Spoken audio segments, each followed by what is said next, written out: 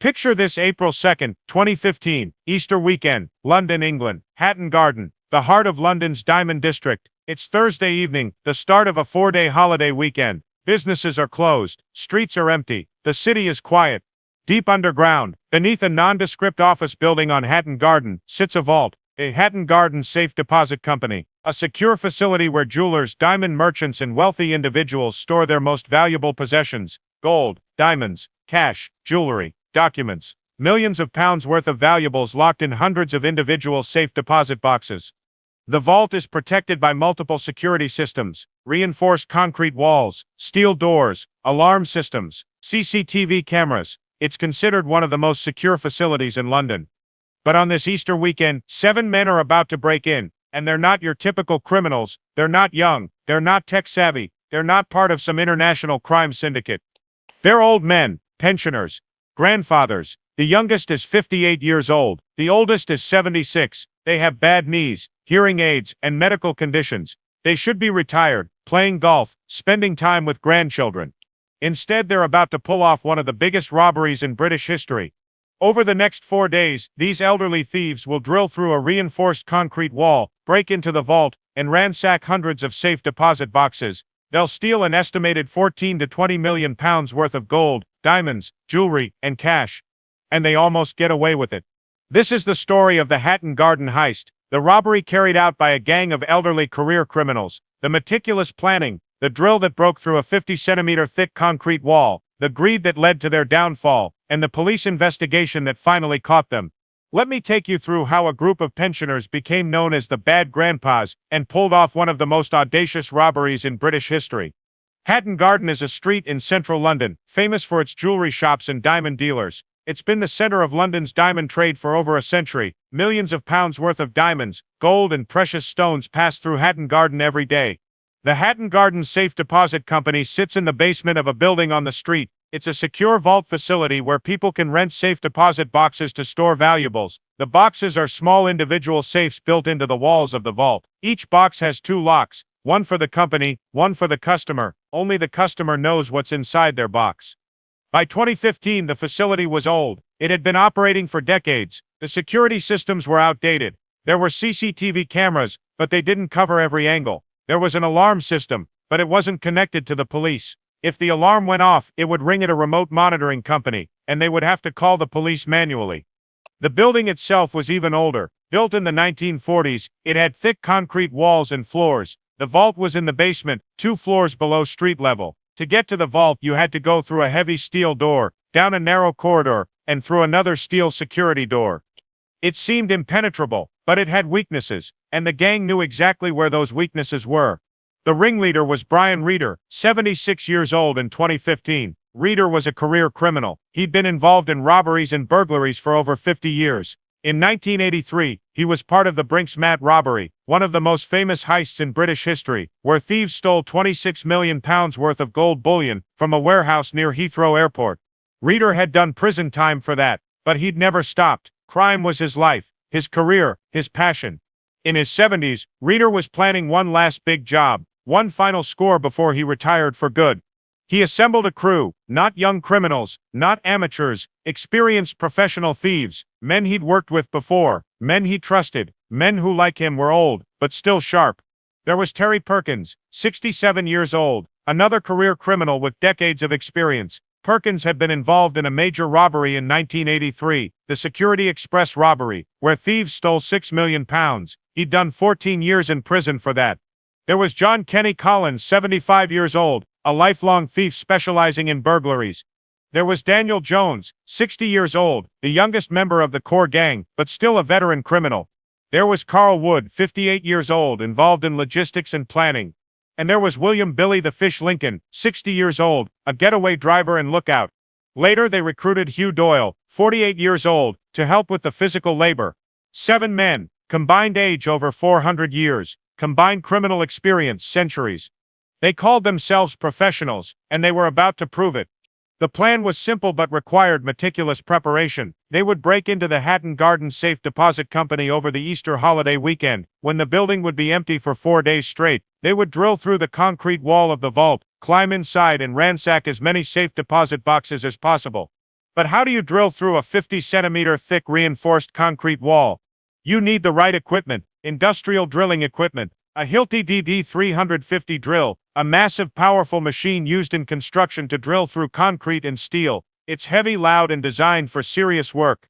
The gang acquired one. They also gathered other tools, crowbars, sledgehammers, angle grinders, wheelie bins to carry the loot, and bags to load the stolen goods. They spent months planning, studying the building, watching the routines, figuring out the security systems. They knew the CCTV cameras didn't cover certain areas. They knew the alarm wasn't connected directly to the police. They knew the building would be empty over Easter. Everything was planned, timed, rehearsed. On April 2, 2015, Thursday evening, the gang began. Thursday, April 2, 2015, around 9 p.m., Brian Reeder, Terry Perkins, John Collins, and Daniel Jones approached the building on Hatton Garden. They're dressed in dark clothing, caps, and face coverings. They look like any other workers or maintenance crew. They enter the building through a communal entrance, a side door that leads to the stairwell. They take the stairs down to the basement. The building is empty, no security guards, no one around. They reach the Hatton Garden Safe Deposit Company entrance. There's a heavy steel door. It's locked, but they came prepared. They use a crowbar and force the door open. The alarm goes off, a loud, piercing sound. But the gang isn't worried. They know the alarm isn't connected to the police. It's connected to a remote monitoring company. The monitoring company will call the key holder, the person responsible for the building, to check if it's a false alarm. If the key holder doesn't respond, they'll eventually call the police. But that takes time. The gang has a window, maybe 30 minutes, maybe an hour. They work fast. They move through the corridor and reach the vault door. This is a massive steel door, secured with multiple locks. They can't break through it, so they don't try. Instead, they go to the side. Next to the vault door is a wall, a concrete wall, about 50 centimeters thick. On the other side of that wall is the vault. They set up the Hilti DD350 drill. It's a huge machine, requiring 2 men to operate. They position it against the wall and start drilling. The drill is loud, deafening, but the building is empty. No one hears. They drill, and drill, and drill. Concrete dust fills the air. The drill bit grinds through the reinforced concrete, slowly, inch by inch. After about 30 minutes, the alarm stops. Either the monitoring company gave up, or the key holder dismissed it as a false alarm. The gang keeps drilling. But then a problem. The drill bit breaks. It snaps. The gang stops. They don't have a replacement bit. They try to continue with the damaged bit, but it's not working. The drill is useless. They're stuck, frustrated. They've come this far, and now they can't finish the job. Brian Reeder, the 76-year-old leader, makes a decision. They'll abort for tonight. Go home, get a new drill bit, come back tomorrow night and finish the job. It's a risk. The longer they wait, the more chance something goes wrong, but they have no choice. The gang leaves. They exit the building, taking the broken drill with them. They go home. And then something almost derails everything. While the gang was drilling, the alarm company did call the police. 2 police officers were dispatched to check the building. They arrived at around 12:30 a.m., about an hour after the alarm went off. The officers walked around the building. They checked the doors. Everything seemed secure. They saw no signs of forced entry. They assumed it was a false alarm. But here's the thing. If the officers had gone inside, if they had gone down to the basement, they would have found the forced door, the drilling equipment, the hole in the wall. They would have caught the gang red-handed, or at least discovered the crime in progress. But they didn't. They did a cursory check and left. The gang got incredibly lucky. The next night, Friday, April 3, 2015, the gang returns. They have a new drill bit. They're ready to finish the job. They enter the building the same way, down to the basement, back to the vault. They set up the drill again and start drilling. This time it works. The drill grinds through the concrete. Hours pass. The hole gets bigger, deeper. Finally, around 2 a.m. on Saturday morning, they break through. The drill bit punches through the wall into the vault. They've done it. The hole is small, about 45 centimeters wide and 50 centimeters deep, just big enough for a person to squeeze through. But there's a problem. Brian Reeder, the 76-year-old leader, can't fit. He's too old, too stiff, too big. He tries to climb through the hole but can't make it. His body won't bend. His knees won't cooperate. Terry Perkins, 67, tries. He's slimmer. He squeezes through the hole, climbing into the vault. Daniel Jones, 60, follows. They're inside. Brian Reeder, John Collins, and the others stay outside, passing tools through the hole and helping to haul bags of loot back out. Inside the vault, Perkins and Jones get to work. The vault is full of safe deposit boxes, hundreds of them, lining the walls. Small metal boxes, each with 2 locks. The gang uses crowbars, angle grinders, and sledgehammers to force the boxes open. They smash, they pry, they tear the boxes apart. Gold, diamonds, jewelry, cash, watches, precious stones. Some boxes are full, some are empty. They don't know what's in each box until they open it. They work for hours, filling bags, wheelie bins, whatever they brought. By Saturday morning, they've ransacked 73 safe deposit boxes. They can't carry any more. The bags are full. They're exhausted. They climb back through the hole, dragging the loot with them. They load everything into their vehicles and drive away. They've done it. The Hatton Garden heist, one of the biggest robberies in British history. And no one knows yet. The building is closed for the holiday. The vault won't be checked until Tuesday, when businesses reopen. The gang has 4 days before anyone discovers what happened. On Tuesday, April 7, 2015, staff at the Hatton Garden Safe Deposit Company return to work after the Easter holiday. They go down to the vault to open for business. And they find chaos. The door is forced open. There's a massive hole in the wall, concrete dust everywhere. Safe deposit boxes torn open, smashed, emptied. The floor is covered in debris. They call the police immediately. Detectives from the Flying Squad Scotland Yard's elite robbery unit arrive. The scene is shocking. The hole in the wall is precise, professional. The amount of loot stolen is staggering. Initial estimates suggest £14 million worth of valuables stolen. Later, some estimates go as high as £20 million, or even higher, since many box owners may not report the full value to avoid taxes or questions about where the money came from. The police begin their investigation. They review CCTV footage from the building. The cameras didn't capture everything, but they got enough. Grainy footage shows several men entering and leaving the building. They're wearing caps, hoodies, and face coverings, but their body shapes, movements, and ages are visible. The detectives realize immediately these aren't young criminals. These are old men, pensioners. The media picks up the story. The Hatton Garden heist, the bad grandpas, the elderly diamond thieves. It's front-page news. The audacity, the scale, the fact that the robbers are senior citizens, it captures the public's imagination. But the police are determined to catch them. The flying squad begins tracking every lid. They analyze the CCTV footage. They identify vehicles used by the gang, a white van, a Mercedes. They track the movements of those vehicles using traffic cameras across London. And slowly they start identifying suspects. They identify Brian Reeder. They identify Terry Perkins. They identify John Collins, all known criminals, all with long records, all old. The police begin surveillance, watching the suspects, monitoring their movements, listening to their phones. But the gang made a critical mistake. They got greedy.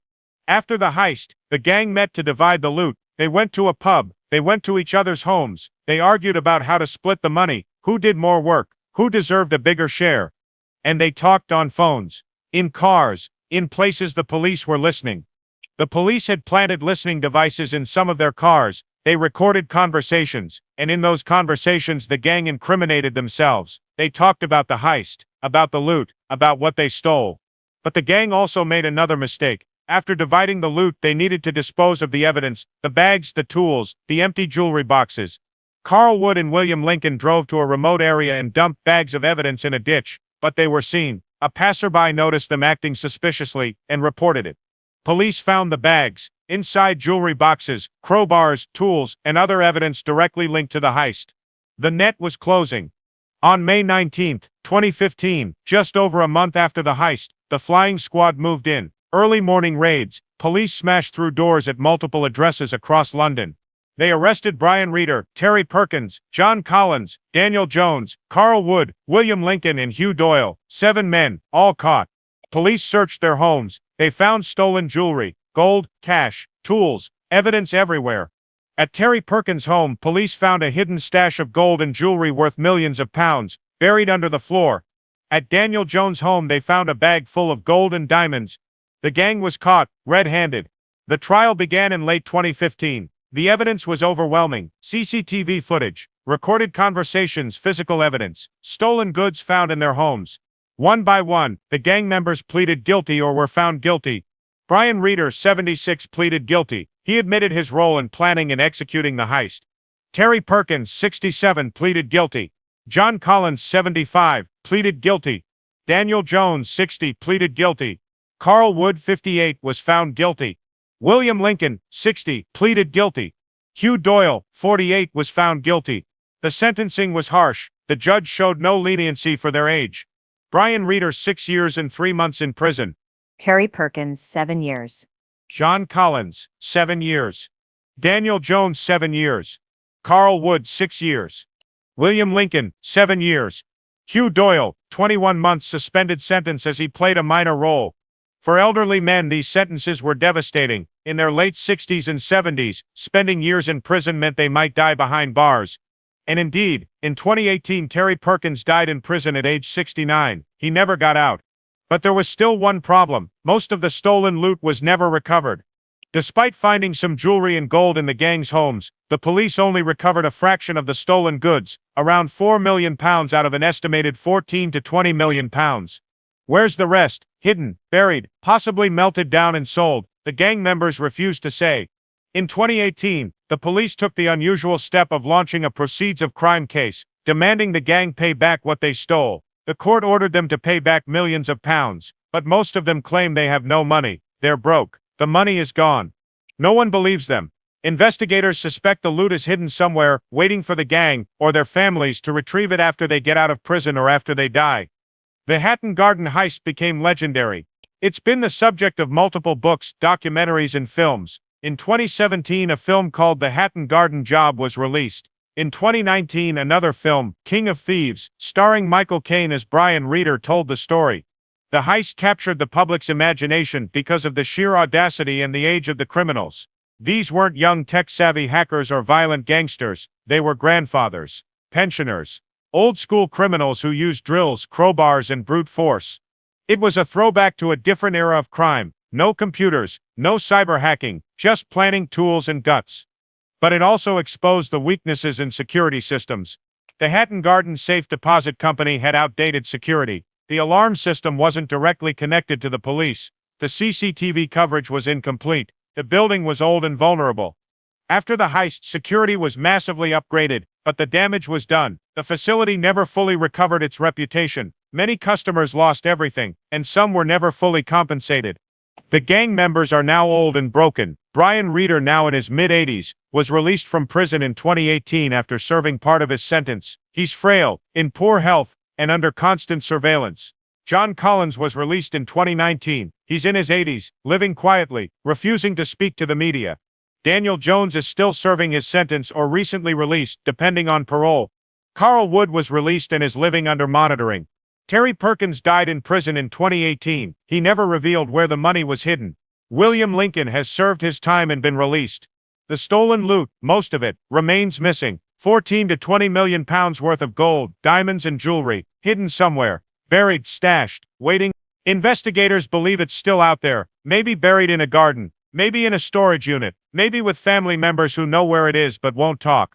The police continue to monitor the gang members and their families, hoping someone will slip up, lead them to the loot, but so far, nothing. The Hatton Garden heist stands as one of the biggest and most audacious robberies in British history, not because of high-tech planning or violent force, but because of old-fashioned criminal expertise, patience, and boldness. 7 old men, armed with a drill and decades of experience, broke into one of London's most secure vaults and stole millions. They almost got away with it. They would have, if not for greed, carelessness, and police persistence. The bad grandpas, the pensioner thieves, the elderly gang who pulled off one last big job. They're in prison now, or released and monitored. But the story lives on, and somewhere out there, hidden in England, sits a fortune in gold and diamonds, waiting to be found. April 2, 2015, Easter weekend, 7 old men, a drill, a hole in the wall, 14 to 20 million pounds stolen, one of the biggest heists in British history. And most of the loot still missing. The Hatton Garden heist, the robbery that proved age is just a number, and that sometimes the most dangerous criminals are the ones you'd never suspect.